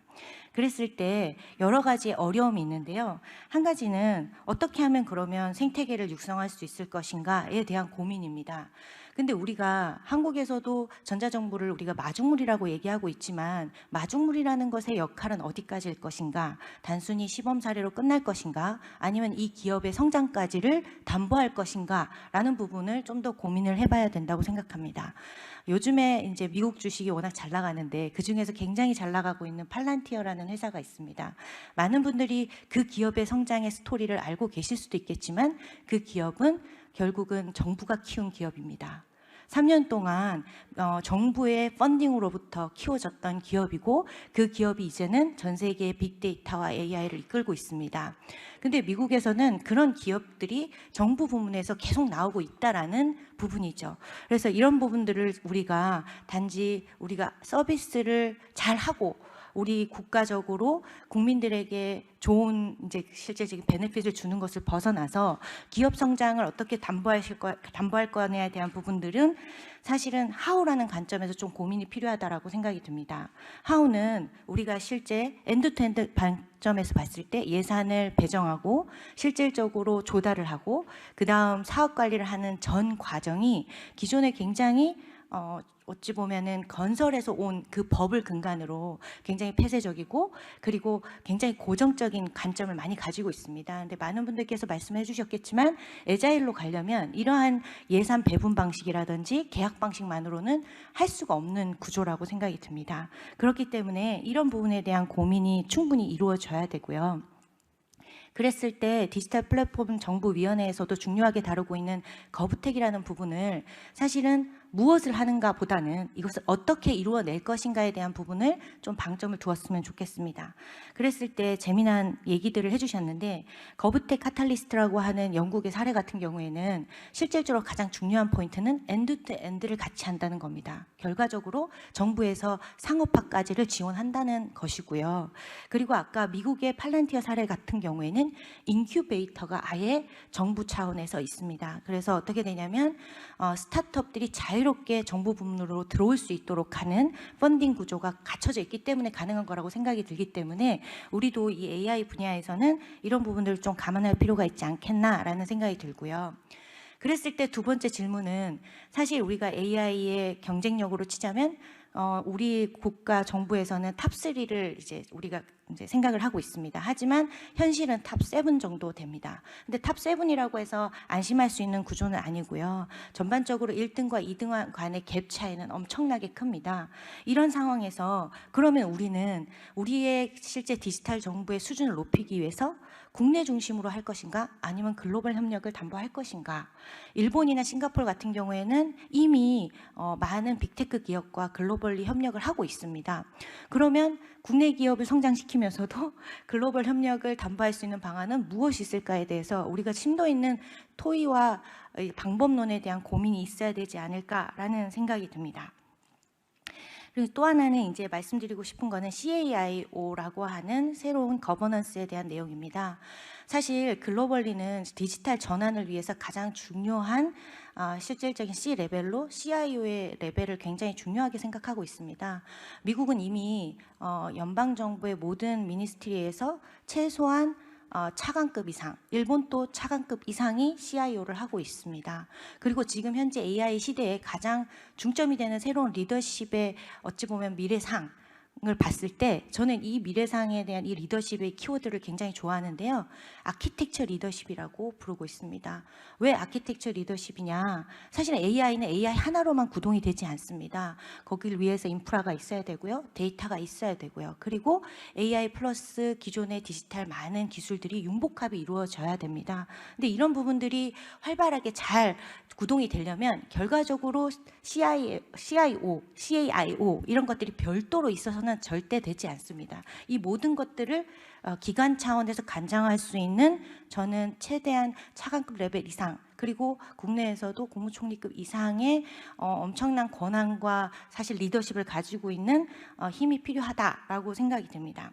그래서 아까 이제 많은 이제 CAIO에 대한 부분들을 말씀해 주셨을 때 별도의 저는 CAIO, CDO, CIO 이런 부분들을 가지는 것은 사실은 이제 의미가 없을 수 있다라고 생각이 들고요.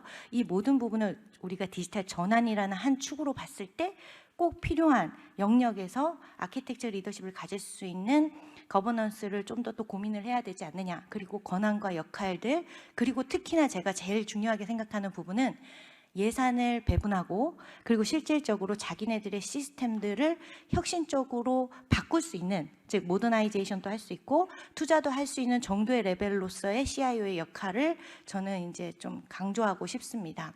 그렇게 되지 않으면 사실 지금 예산 많은 분들께서 고민하시고 어렵다고 생각하시는 단위과제까지 기재부에서 관할하는 방식의 이러한 예산 구조로는 저는 절대 지금 이제 많은 분들께서 걱정하시고 또 고민하시는 방향의 현실이 실현되기가 굉장히 어렵다라고 생각이 듭니다. 그래서 이런 부분들까지도 좀 고려가 되면 좋겠다라는 생각이고요.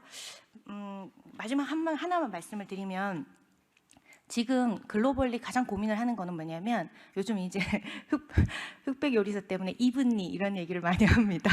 그런데 정부 내에서 AI 서비스도 이분니 사실 디스트리뷰션 되지 못하고 있다라는 얘기를 많이 하고 있습니다. 부처 간, 부처 내에서도 굉장히 그렇기 때문에 이런 부분이 왜 이렇게 일어나느냐는 거는 역량의 문제도 있지만 최적화의 문제도 있다라고 생각이 듭니다. 그래서 별도의 툴이나 시스템이 아니라 기존 시스템과 어떻게 일상의 데이 바이 데이 오퍼레이션에 어떻게 최적화할 것인지에 대한 고민도 같이 이루어지면 좋겠다라는 의견을 드립니다. 감사합니다. 네, 감사합니다. 김숙경 교수님. 이어서 경기도 김기병 국장님 토론 부탁드립니다. 네, 안녕하세요. 경기도 AI 국장 김기병입니다. 오늘 이렇게 좋은 자리에 초대해 주시고 또 토론할 수 있는 기회를 주신 주최 측 행안부와 한국행정연구원 또 우리 참여하시는 모든 패널 분들께 감사 말씀드립니다. 잘 아시는 바와 같이 지금 저희 이제 경기도에서는 공공기관 최초로 국단위의 AI 조직을 만들어서 운영을 하고 있습니다. 굉장히 어떻게 보면 그 실험적인 그런 시도라고도 생각이 되는데요. 앞에서 말씀하신 우리 패널 분들께서도 관련한 조직이라든가 또는 CAIO의 역할 이런 부분들 이제 중요성에 대해서 말씀을 주셨는데 경기도는 굉장히 좀 그 실행을 빨리 하는 조직인 것 같습니다. 벌써 그 논의 단계에 있는 부분들을 실행을 하고 저희는 벌써 운영을 한 지가 이제 2분기째 접어들고 있는데요. 간단하게 좀 조직 소개를 드려보면 이 조직을 만드는 방법은 여러 가지가 있습니다만 일단은 업무에 따르는 형태로 저희 조직이 구성이 돼 있다라고 말씀드릴 수 있겠고요. AI 업무가 공공기관에서 활용된다고 하면 크게 한 3가지 분야가 될 것 같습니다. 시민이나 도민 또 국민들을 대상으로 하는 그러한 서비스를 만드는 업무가 있을 것 같고요. 2번째는 공무원들이 사용하는 그러한 행정 시스템에 AI를 어떻게 적용할 것인가가 중요한 부분일 것입니다. 3번째는 AI 산업에 대한 육성 그리고 그 AI를 통한 관련되는 기업의 지원들을 어떻게 가져가야 될 것인가가 이제 굉장히 중요한 화두가 될 것으로 생각합니다. 이 세 가지가 가장 중요한 업무들이라고 생각이 되지고요. 이런 것들을 지원할 수 있는 AI 데이터라든가 인프라 플랫폼 이런 것들이 중요할 텐데요. 이런 것들이 연계된 형태로 저희 그 조직을 구성을 했고요. AI 프론티어 사업과에서는 도민들을 위한 서비스를 만드는 도민들을 위한 서비스를 발굴하고 만드는 일을 하고 있습니다. AI 미래행정과에서는 전자정부, 디지털정부, 행정 서비스를 AI와 연계하고 또 행정에 있어서 혁신을 어떻게 만들어낼 것인지를 고민하는 업무를 하고 있고요. AI 산업 육성과에서는 AI 산업 육성 그리고 스타트업 지원 등을 포함한 AI 산업 전반에 대한 그러한 그 활성화 전략을 추진하고 있습니다. 그리고 이제 기존의 그 전자정부라든가 디지털정부 또는 IT 부서에서 하고 있던 업무일 수도 있습니다만 저희 AI 데이터 인프라과에서는 AI와 관련되는 데이터 센터 그리고 AI 데이터 그리고 관련되는 클라우드 플랫폼 등을 만들어서 활용할 수 있는 그런 이제 인프라 기반을 만드는 이런 형태로 저희가 좀 조직을 만들어서 출범을 했고 현재 운영을 시작했다 이렇게 좀 말씀을 드리고 싶습니다. 이와 더불어서 저희가 먼저 조직을 만들어서 운영을 하다 보니까 이제 많은 고민들을 저희가 할 수밖에 없고요. 많은 고민들을 하고 있는데 앞에서 우리 정부만 본부장님께서 우리 전자정부의 그 성공 요인은 우리가 법에 대한 선제적인 준비와 강력한 리더십 그리고 이에 대한 실행력이 가장 중요한 부분이었다라고 말씀을 해주셨는데 제가 행정안전부에서 글로벌 전자정부과장을 하면서 정말 그 국내 사례를 해외에 전파하고 사업을 수행하면서 저도 아마 한 수백 번을 얘기한 그런 키워드인 것 같습니다. 저는 딱 이게 이제 몸에 딱 배어 있는데요. 이 키워드가 그럼에도 불구하고 최근에 그 빠른 AI의 변화의 속도라든가 또 너무나 빠른 새로운 서비스의 도입, 출시 이런 것들을 보면서 과연 우리가 기존의 그 성공 사례로 가지고 있던 그 전자정부와 디지털 정부에서의 어떤 법과 리더십 실행 이 프레임워크를 가지고 이러한 그 또 새로운 파고를 잘 넘어가고 우리가 새로운 리더십을 만들어낼 수 있을까에 대해서 굉장히 고민을 많이 하고 있습니다. 이 부분에 대해서 제가 오늘 뭐 결론을 말씀드리는 것은 아니고요. 저도 이 부분에 대해서 많은 고민을 하고 있고 이 부분에 대해서 우리가 좀 좋은 답을 만들었으면 좋겠다 이런 생각을 하고 있고요. 세 번째는 저희가 이제 현장에서 경기도는 광역 지자체 중에 하나입니다. 잘 아시는 바와 같이 중앙 정부는 이제 정책과 어떤 방향을 수립을 한다면 지방 자치단체는 현장에서 정책을 실행하는 그러한 그 단체인데요. 그러다 보니까 이 실행에 대한 부분에 있어서 예상하지 못했던 정말 많은 그 실국과에서 AI 사업을 정말 동시다발적으로 추진하고 있습니다. AI국이 생겼고 AI 정책을 수립하고 방향을 수립하고 있는 과정에 이미 많은 실국과에서 AI의 수많은 사업을 추진한다라는 것은 굉장히 좀 난감하고도 곤욕스러운 상황일 수도 있다라는 저는 좀 생각을 하고 있는데요. 여기서 저는 가장 중요한 키워드 중에 하나는 앞에서 우리 뭐 여러 가지 맥킨지라든가 딜로이트라든가 좋은 그 사례들을 말씀 주셨습니다만 가장 중요한 키워드 중에 하나는 저는 지속 가능성이라고 생각합니다. 지금 각 그 개별 단위의 조직에서 많은 AI 사업들을 하고 있는데 과연 이 사업이 일회성의 어떤 그 이벤트성 사업이고 일회성의 어떤 결과를 보여주는 사업이지는 않을까 이런 부분에 대해서 좀 고민을 많이 하고 있고요. 이런 부분들을 지속 가능한 형태로 담아내는 것이 저는 AI국의 이제 역할 중에 하나라고 생각합니다.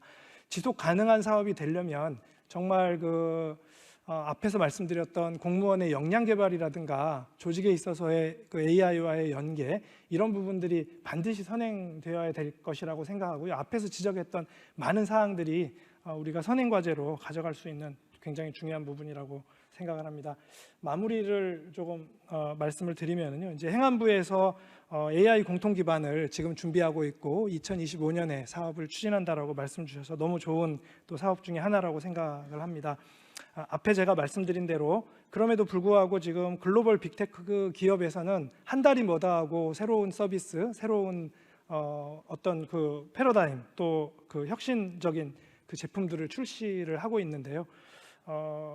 지속 가능성 측면에서 과연 그 이러한 그 공통 기반이 정말 경쟁력 있고 공공기관에서 앞으로 향후에 이런 그 정말 급변하는 AI 환경에서 오랫동안 쓸 수 있는 그러한 그 플랫폼이 될 수 있도록 하는 많은 고민이 필요할 것 같고요. 저희 또 경기도에서도 그 부분에 대해서 많이 고민하고 있는데 그런 부분에 대해서 정말 이제는 이 우리가 우물 안의 개구리가 돼서는 안 되고 우리 전문가와 또 산학, 민관, 학연이 다 힘을 합해가지고 집단 지성을 통해서 이 부분을 돌파해 나가야 되는 정말 중차대한 시기라고 생각합니다. 정말 그 AI 부분에 있어서는 저는 우리가 그동안에 IT에서 리더십을 가지고 그동안에 20년 동안 우리가 그 리더십을 보여주고 잘 해왔는데 AI 부분에 있어서 정말 그 이전에 느끼지 못했던 위기감을 좀 느끼고 있고요. 이런 부분들에 있어서 우리가 다시 리더십을 잘 찾아오고 선도할 수 있기 위해서 참여하시는 그 스테이크홀더들의 정말 그 집단 지성과 협력의 힘으로써 이런 위기를 돌파할 수 있는 그런 계기가 됐으면 하는 바람입니다. 네, 감사합니다. 먼저 김숙경 교수님 그 생태계 조성을 위해서 고민해야 되는 그 AI 거버넌스에 관한 주요 쟁점들 의미 있었고요.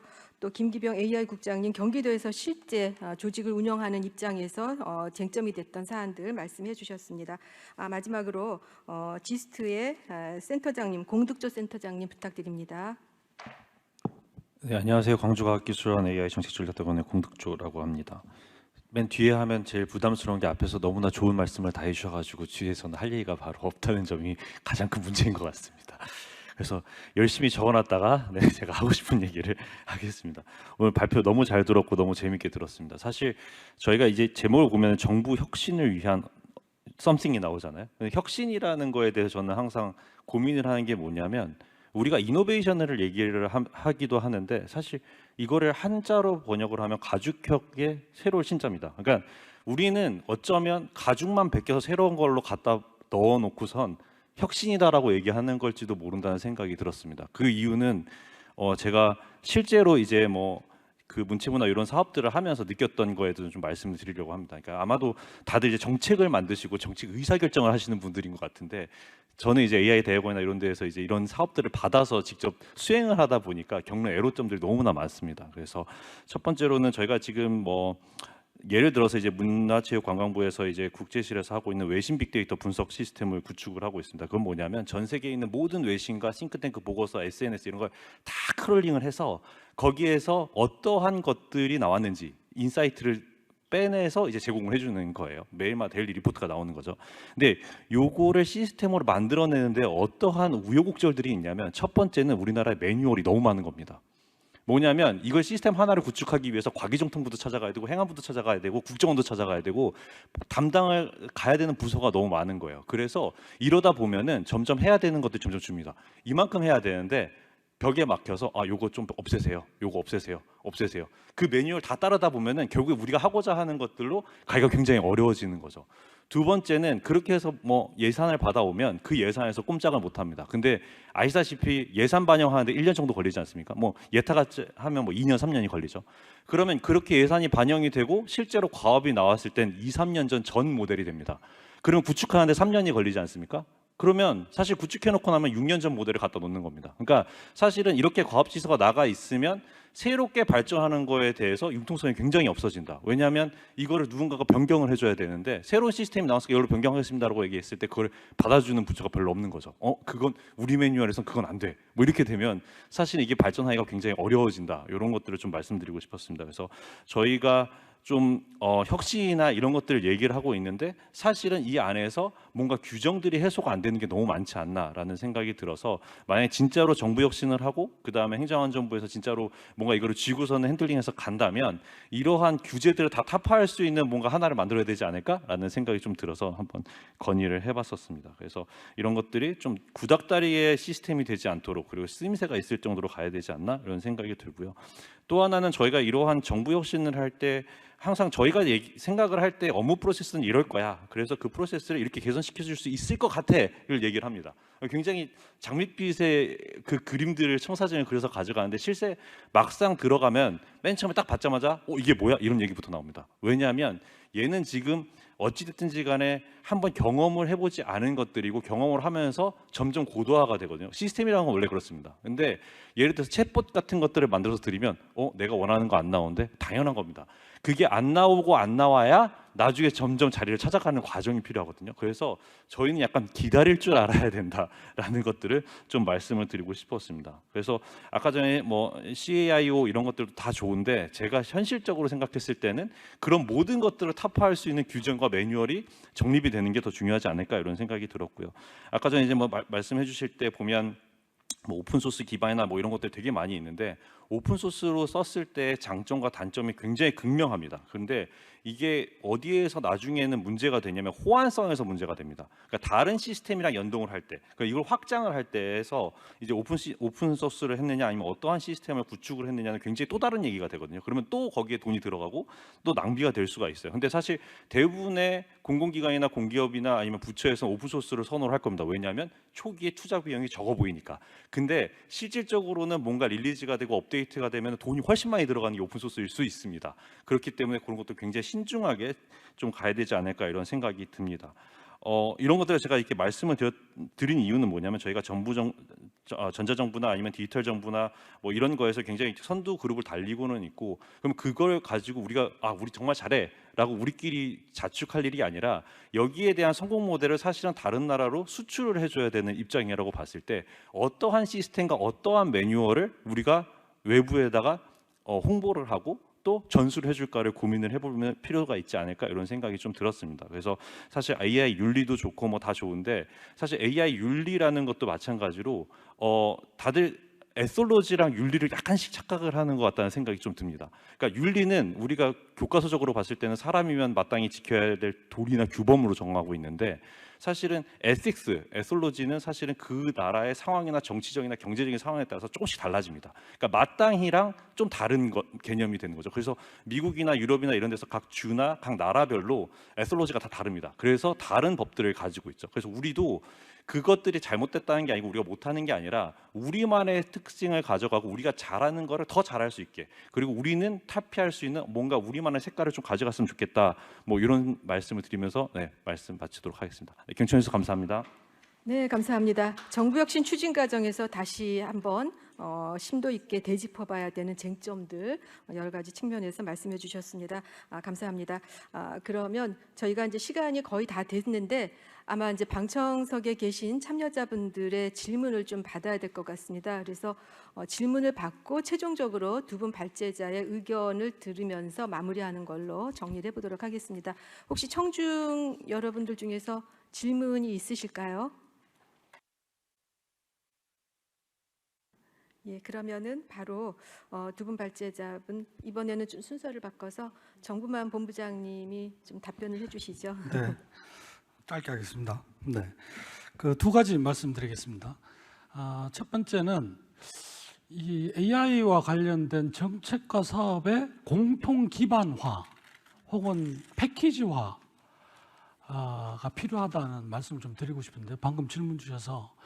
지금 보면 AI 뭐 예산 사업 따로, 뭐 클라우드 예산 사업 따로, 데이터 예산 사업 따로, 방금 말씀하셨던 신뢰성이나 보안 이게 사실 각각 진행되고 있거든요. 그런데 뭐 영어 약자로는 뭐 ADCT, 뭐 AI, 데이터, 클라우드, 신뢰성, 보안 뭐 이런 것들이 하나의 패키지로 방향이 제시되고 투자의 우선순위나 적정성 같은 게 판단이 되고 진행이 돼야 되는데 그렇지 못한 상황이라서 결국 이게 한 묶음으로 가고 이게 공통 기반화돼야지만 앞으로 AI가 지방도나 국도가 아니고 고속도로를 달릴 수 있을 것 같다는 말씀을 좀 드리고 싶고요.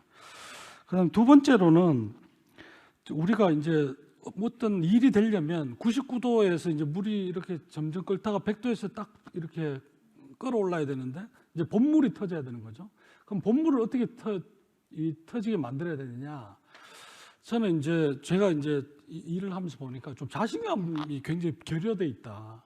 최근에 좀 자신감을 가졌으면 좋겠다는 생각합니다. 사실 솔직히 구글과 같은 검색 포탈을 가진 나라가 얼마 없습니다. 한국, 러시아, 아마 구글 빼고 뭐 그 정도일 거예요. 아마 자국어로 엄청난 자산을 가지고 있는 나라거든요. 그런데도 왠지 뭐 AI 뭐 이런 거 할 때는 뭐 주변을 살펴보고 주변 하는데 전 자신감이 굉장히 필요하다. 그래야지만 속도와 과단성이 생길 거다는 생각입니다. 속도와 과단성이 생겨야지만 많이 쓸 거거든요. 결국 AI는 많이 쓰면은 승자가 되고 이기는 겁니다. 그만큼 그 과정에서 시행착오도 줄어들고 오류도 줄어들 테니까.